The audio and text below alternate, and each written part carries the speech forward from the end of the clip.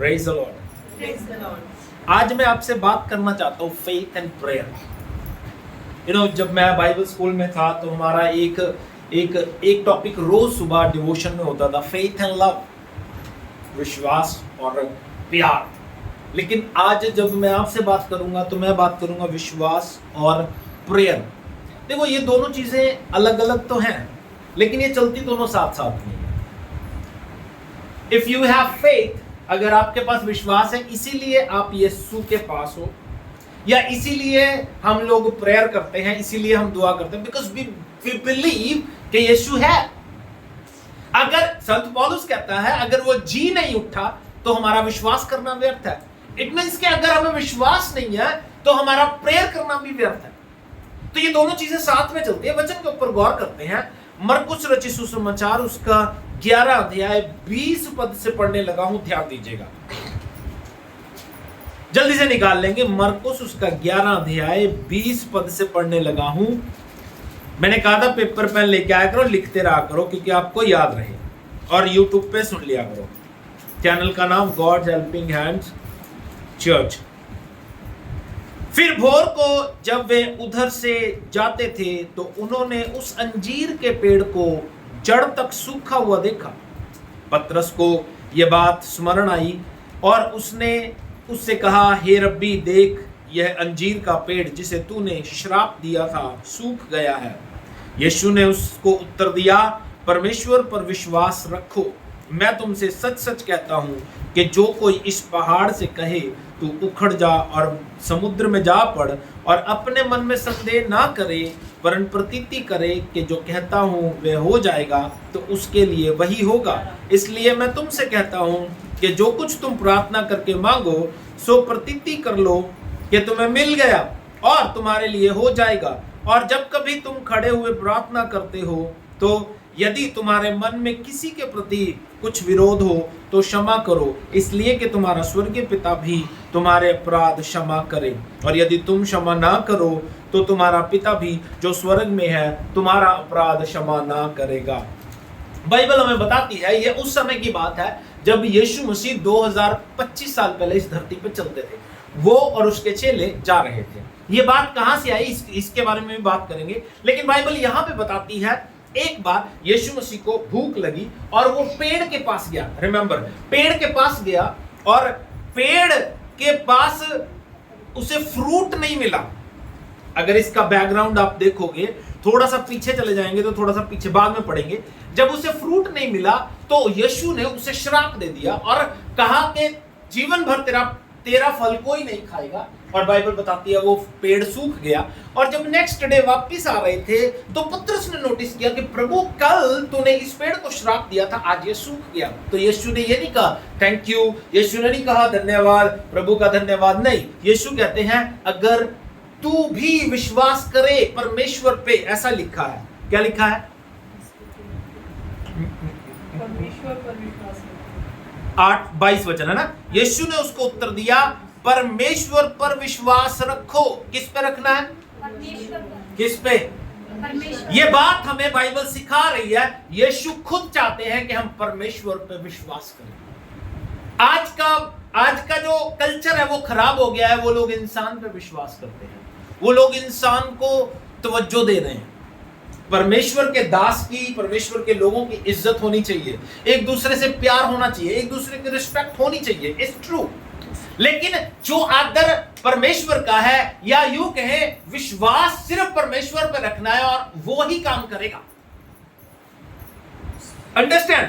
Bible बताती है यीशु ने उससे कहा विश्वास करो। और मैं तुमसे सच सच कहता हूं, यह बात मैंने पहले भी कई बार एक्सप्लेन की है। मैंने इसमें बताया था कहना वर्ड या स्पीक वर्ड 3 बार आया। मैं तुमसे सच सच कहता हूं, जो कोई इस पहाड़ से कहे तो उखड़ जा और समुद्र में जा पड़, और अपने मन में संदेह ना करे, प्रतीति करे, जो कहता हूं वह हो जाएगा, उसके लिए वही होगा। इसका मतलब मैंने बताया था, विश्वास 1 बार, कन्फेशन 3 बार। अगर आपको कोई प्रॉब्लम दिखाई दे रही है, उसको 3 बार कन्फेस करो। सिर दुख रहा है, प्रभु यीशु के मार खाने से मैं चंगा हो गया, प्रभु यीशु के मार खाने से मैं चंगा हो गया, प्रभु यीशु के मार खाने से मैं चंगा हो गया। यू रिमेंबर हम लोग लास्ट में वचन बोलते हैं, कितनी बार बोलते हैं? Why?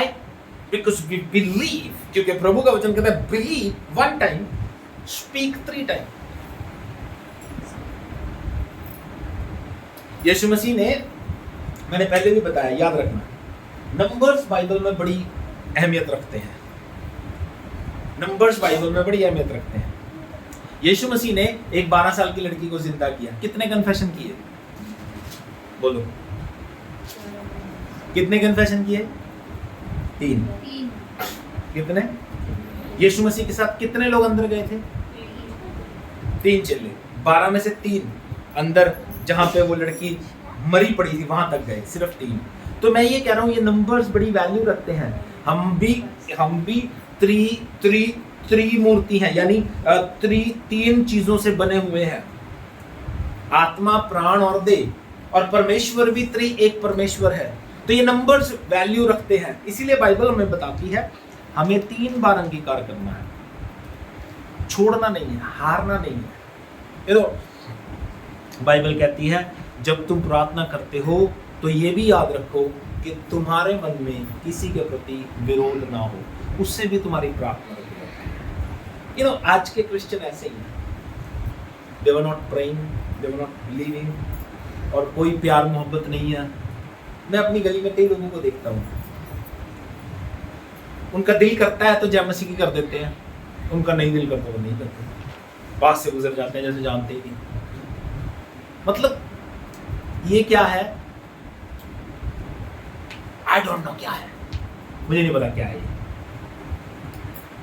बाइबल कहती है तुम्हारे मन में अगर किसी के प्रति कुछ है तो प्रेयर बंद कर, उसको ठीक कर, रिकंसाइल कर, रिश्ता सही कर।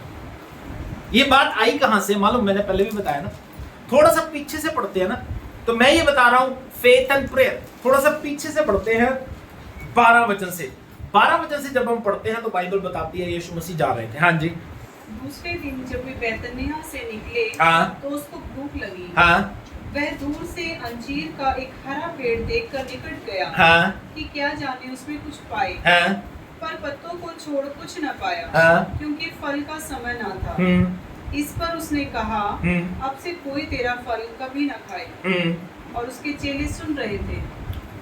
देखो, अब एक बात समझना, मैं ये बात क्यों लेके आया हूँ फेथ एंड प्रेयर, क्योंकि मोस्ट इंपॉर्टेंट थिंग हमारी लाइफ में फेथ एंड प्रेयर, और यीशु ने भी इस बात को यहाँ पे साबित किया। बाइबल बताती है 12 से 14 वचन तक यीशु मसीह ने ये इंसिडेंट हुआ, लेकिन इसका जो रिजल्ट हमें 20 से 26 वचन तक मिलता है। लेकिन बीच में 15 वचन से लेकर 19 वचन तक प्रभु ने ऐड किया। प्रभु ने ऐड किया, क्या ऐड किया वो सुनिए क्या कहती है बाइबल। हाँ जी। फिर वे यरूशलेम में आए। हाँ। और वह मंदिर में गया। हाँ। और वहाँ जो लेन देन कर रहे थे, हाँ। उन्हें बाहर निकालने लगा। हाँ। और सराफों के पीढ़े और कबूतर बेचने वालों, सराफ समझते हो? सराफ जो मनी एक्सचेंज करते हैं, क्योंकि जब प्रभु के घर में लोग आते थे तो हर देश से आते थे, तो वो अपना पैसा लेके आते थे, वहां पे मनी एक्सचेंज होती थी। तो बाइबल क्या कहती है? हाँ जी। और कबूतर बेचने वालों की चौकियां उलट दी। हाँ। और मंदिर में से किसी को बर्तन लेकर आने जाने ना दिया। हाँ। और उपदेश करके उनसे कहा, क्या यह नहीं लिखा कि मेरा घर सब जातियों के लिए प्रार्थना का घर क्या होगा? किनके लिए? किनके लिए? लेकिन यीशु तो सिर्फ यरूशलेम की खोई हुई भेड़ों को ढूंढने आए थे। मालूम, ये प्लान प्रभु का पहले से ही है, अन्य जातियों की तरफ उसने आना ही है। उसके अपने लोग ग्रहण नहीं करेंगे तब हम लोगों की मुक्ति होगी। बाइबल ये बताती है। मालूम यहाँ पे गुस्सा यीशु मसीह को क्या था? मंदिर में सिर्फ यहूदी लोग जा सकते थे, याद रखना मेरी बात। मंदिर में कौन जा सकते थे? ये कंट्रोवर्सी जब आप मसीही लोग बढ़ने लगे, संत पौलुस, पतरस लोग काम कर रहे थे, वो कंट्रोवर्सी, वो बहस उनके बीच में भी मिलती है। पतरस ये कहता था मुक्ति सिर्फ यहूदियों के लिए है, पौलुस कहता था सबके लिए है। तो ये बहस नए नियम में मिलती है हमें, लेकिन सच्चाई क्या है? मुक्ति सबके लिए है। प्रभु ने पतरस को भी नहीं छोड़ा, पतरस को बताया, प्रभु ने पतरस को बताया। कैसे बताया? एक दिन वो घूम रहा था छत पे, उसे भूख लगी। जब भूख लग रही थी, नीचे खाना बन रहा था, तो बाइबल बताती है, पतरस कहता है एक पर्दा उसके सामने आया, उसमें हर प्रकार का जानवर बना हुआ था, और प्रभु ने उससे कहा इसे मार और खा। वो कहता प्रभु मैं कभी अशुद्ध नहीं हुआ। वो क्यों कह रहा है मैं अशुद्ध नहीं हुआ? मैंने अशुद्ध जानवर कभी नहीं खाया, क्योंकि उस पर्दे पे हर प्रकार का जानवर था। लेकिन प्रभु ने कहा तेरे द्वार पे कुछ लोग आया, उनको ग्रहण कर। यीशु मसीह उसको खाने के विषय में नहीं कह रहा था, द्वार पे जो आए थे वो अन्य जाति थे। पतरस को सिखाया प्रभु ने और उनको ग्रहण किया।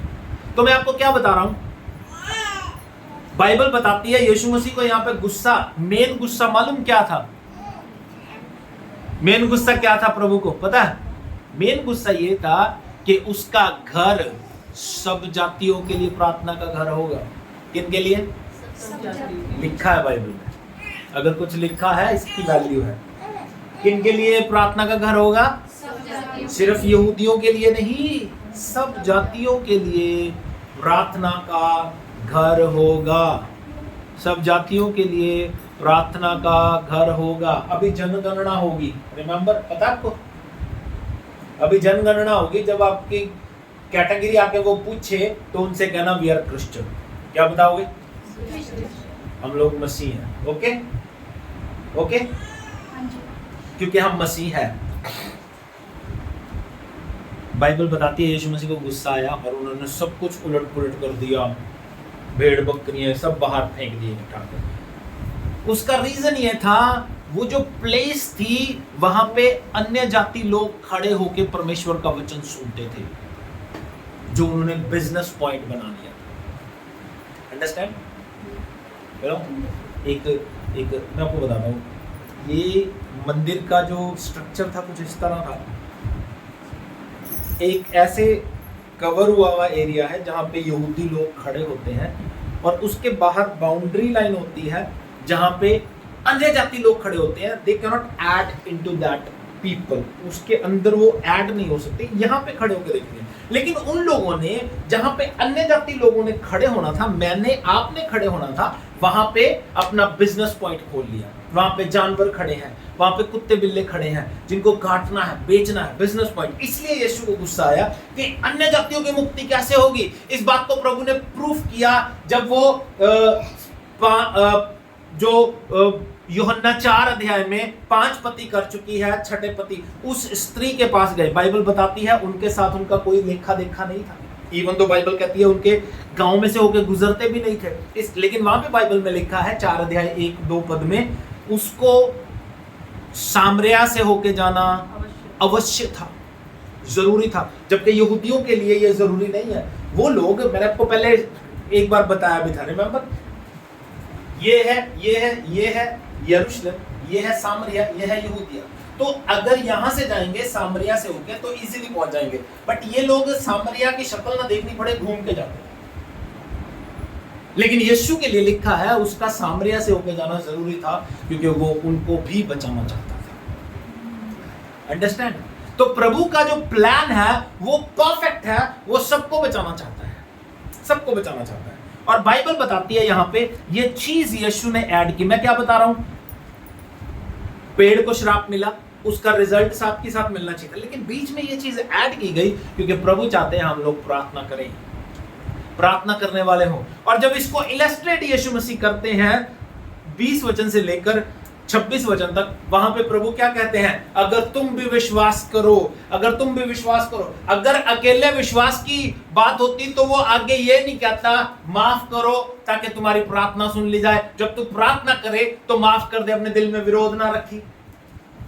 इसका मतलब फेथ एंड प्रेयर दोनों साथ साथ चलते हैं। Without faith you can not pray, without pray you can not faith. You know, आप बिना विश्वास के प्रार्थना नहीं कर सकते, बिना प्रार्थना के विश्वास नहीं कर सकते।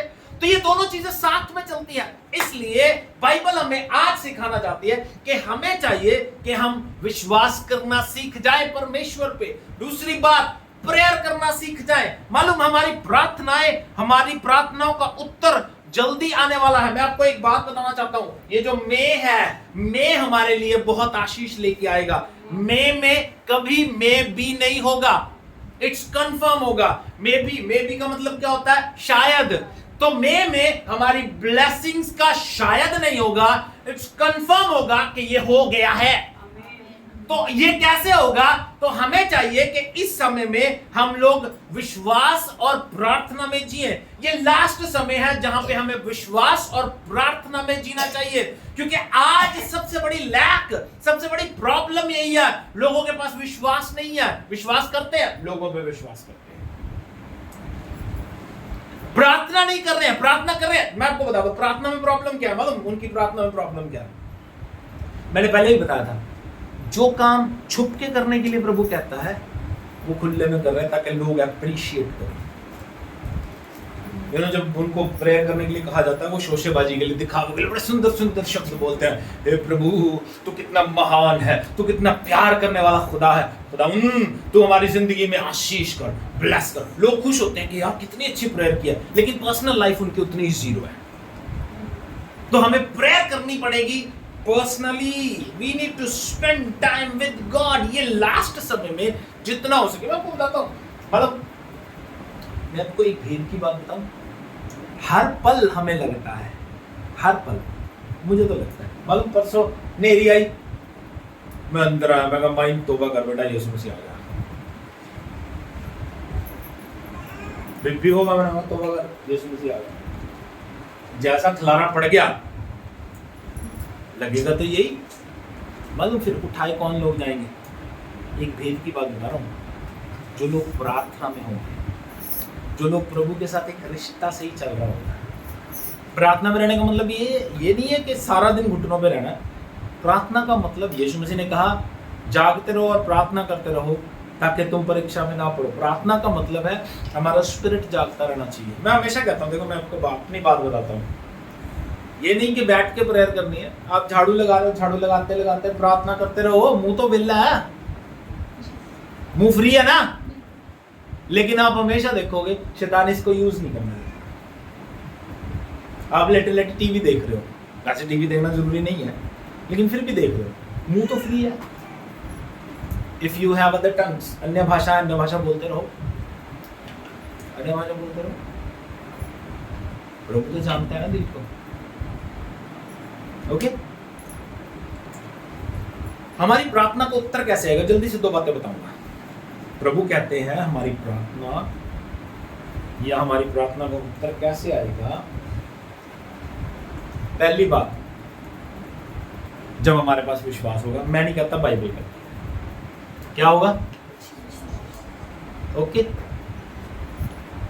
एग्जाम्पल बहुत सारे हो सकते हैं, लेकिन एक एग्जाम्पल मैं आपको बताता हूं। परमेश्वर ने इब्राहिम को कहा, हमें बाइबल में लिखा है वो सिर्फ उससे मिलने के लिए आया। जो वो मिलने के लिए आया, इब्राहिम कहता प्रभु मैं तेरे लिए खाना बनाऊंगा। खाना खुना बनाया, तो वो वैसे ही बातें कर रहे, नॉर्मल टॉक है उनकी, अगर आप उसको पढ़ोगे ना। प्रभु से बात कर रहा है और इब्राहिम कहता है प्रभु मैं क्या करूं, मेरे पास तो मेरी संतान भी नहीं है जो मेरी प्रॉपर्टी को देख सके।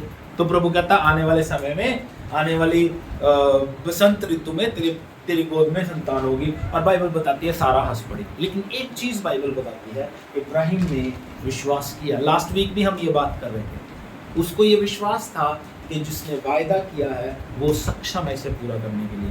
जब आपके पास विश्वास है, ये चीज हमने इस पैसेज में देखी है। देखिए प्रभु कहते हैं विश्वास करोगे तो समझ लो तुम्हारी प्रार्थना सुन ली गई है। पहली बात विश्वास, मैं फिर बता रहा हूं, दोनों चीजें साथ में चलती हैं। दूसरी बात प्रार्थना, विश्वास करो प्रार्थना करो। अगर विश्वास नहीं है तो प्रार्थना भी मत करो। अंडरस्टैंड? विश्वास करो प्रार्थना करो, अगर विश्वास नहीं है तो प्रार्थना भी मत करो। तुम्हारी प्रार्थना कैसे सुनी जाएगी? When you have faith। आपके पास जब विश्वास है तो आपकी प्रार्थना सुन ली जाएगी। दूसरी बात जो बाइबल ये इस पैसेज में हमें बताती है, अपने दुश्मनों को माफ करो। किसी ने आपका बुरा किया, चाहे आपके पति ने आपका बुरा किया, चाहे आपकी पत्नी ने आपको बुरा, बच्चों ने बुरा किया, forgive them। प्रभु कहता है, अगर हम ये देखते हैं इसको, और जब कभी तुम खड़े हुए प्रार्थना करते हो तो यदि तुम्हारे मन में किसी के प्रति विरोध हो तो क्षमा कर दो, माफ कर दो, उसके बाद प्रार्थना का उत्तर आएगा। फेथ एंड प्रेयर दोनों साथ साथ चलते हैं। कितने एग्जांपल बताऊं मैं आपको, बताता हूं। हन्ना, कितने लोग हन्ना को जानते हैं? हन्ना की क्या प्रॉब्लम थी? उनको संतान नहीं थी। बाइबल बताती है वो प्रार्थना करती है प्रभु के भवन में, प्रभु के मंदिर में। बात को समझना, जो चीज मैं आपको सिखाना चाहता हूँ। बाइबल बताती है वो मंदिर में गई और बाइबल बताती है उसका मुंह हिल रहा था, कोई आवाज नहीं आ रही थी और वो दुआ कर रही है और आंखों से आंसू बह रहे हैं। मालूम फिर अगले वचन में क्या लिखा है?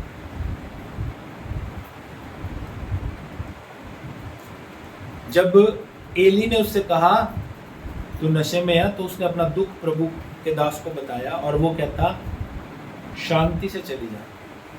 क्या कहता? और बाइबल क्या कहती है? अगला वचन मालूम क्या लिखा है? उसके बाद वो फिर कभी उदास नहीं हुई। अब एक बात बताओ मेरे को, क्या उसको आशीष साथ के साथ मिल गई? क्या इब्राहिम को आशीष साथ के साथ मिल गई? मैं आपको बता रहा हूँ, विश्वास एंड प्रेयर दोनों साथ साथ चलते हैं। उसने बिलीव किया कि गॉड ही मेरी प्रॉब्लम का हल है एंड उसने प्रेयर की, और उसने जब प्रेयर की, विश्वास किया, तब ही जाके 9 महीने बाद उसको ब्लेसिंग मिली। क्योंकि प्रॉपर जो टाइम है वो तो लगना ही है।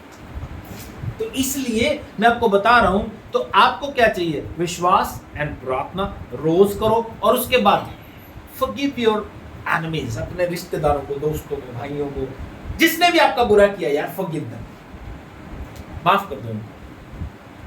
जरूरी पार्ट है ये हमारी लाइफ, जरूर। लास्ट वीक भी मैं बता रहा हूं, यीशु चाहते हैं कि हम अपने दुश्मनों को माफ करें। मैंने पहले भी ये बात बताई। यीशु मसीह ने क्या कहा? यीशु मसीह ने हमें पता कितना अधिकार दिया? यूहन्ना 19 अध्याय में या 20 अध्याय में लिखा है, हमें पाप माफ करने का अधिकार है। क्या पढ़ा? यूहन्ना, पवित्र आत्मा जी 20 अध्याय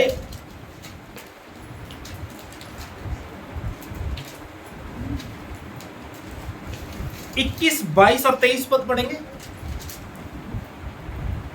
20 अध्याय 21, 22 और 23, देखो कितने सुंदर पद हैं। यीशु ने फिर उनसे कहा, हाँ, तुम्हें शांति मिले। तुम्हें शांति मिले। जैसा पिता ने मुझे भेजा है, जैसे पिता ने मुझे भेजा है, वैसे ही मैं भी तुम्हें भेजता हूँ। वैसे ही मैं भी तुम्हें भेजता हूँ। और यह कहकर उन पर फूंका, ये कहकर उनको फूंका और कहा, पवित्र आत्मा लो, जिनके पाप तुम क्षमा करो, जिनके पाप तुम माफ करो, उनके लिए क्षमा किए गए उनके हैं। लिए क्षमा किए गए हैं। जिनके तुम रखो, वे रखे गए हैं। ओके। अगर प्रवीण अपनी सहेली को माफ नहीं करती तो वो कभी माफ नहीं की जाएगी। अगर अजय अपने दोस्त को माफ नहीं करता तो वो कभी माफ नहीं किया जाएगा। मालूम आपको, एक इंसिडेंट हुआ प्रेरितों के काम 5 अध्याय में। क्या हुआ था? बोलो बोलो बोलो बोलो बोलो जल्दी। हनन्या और सफीरा। हनन्या और सफीरा कौन थे? वो बहन भाई, हस्बैंड भाई। क्या हुआ था उनके साथ? हनन्या और सफीरा, बाइबल बताती है, जमीन बेच के कुछ हिस्सा अपने पास रख के प्रभु के दास के कदमों में कुछ रख दिया। और प्रभु के दास ने क्या पूछा? क्या इतने की बिकी है ये? उसने क्या कहा? रिजल्ट क्या निकला? क्यों मरे हो? क्योंकि ये आप कहते हो, लेकिन मैं आपको नहीं बात बताता। वो मरा या दोनों मरे, उसका कारण था पतरस। क्योंकि अगर वो उनको माफ कर देता तो वो कभी नहीं मरते। हाँ, यीशु मसीह क्रूस पे थे। यीशु मसीह क्रूस पे थे। जो लोग उन्हें मार रहे थे, पिता से क्या प्रार्थना कर रहे हैं? पिता माफ कर इनको। स्तिफनुस पे पत्थर मार रहे हैं लोग, पौलुस उस पत्थरों का हिस्सा था। स्तिफनुस क्या प्रार्थना कर रहा है? पिता इनको माफ कर दे और ये पाप इनके लेखे ना लगाई। उनमें से कोई मरा क्योंकि स्तिफनुस ने उनको माफ कर दिया। ये दोनों मरे, हनन्याह और सफीरा मरे प्रेरितों के काम 5 अध्याय में, कारण पतरस ने उनको माफ नहीं किया। अगर आपकी जिंदगी में आपका दुश्मन, आपका जिसको आपने माफ नहीं किया, अगर वो मरता है तो उसका रीजन आप हो।